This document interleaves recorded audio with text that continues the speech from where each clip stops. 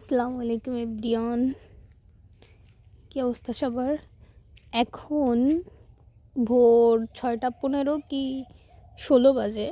তো আমি ফজরের নামাজ আদায় করে মাত্র উঠছি।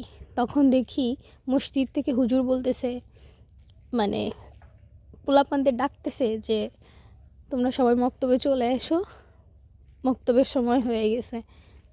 তো গাইস, শীতের সকালে ভোরবেলা উঠে মসজিদে যাওয়া কে কে মিস করো? আমার হুট করেই ছোটোবেলার কথা মনে পড়ে গেছে। দেন আমি বাইরে আসছি, এসে দেখি যে আমাদের ছোটো পোলাপান, আমার চাচাতো বোনও যায়।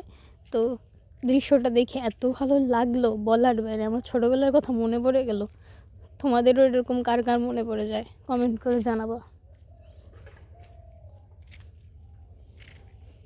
আর গ্রামের এদিকে দেখো, হালকা হালকা কুয়াশাও পড়ে গেছে।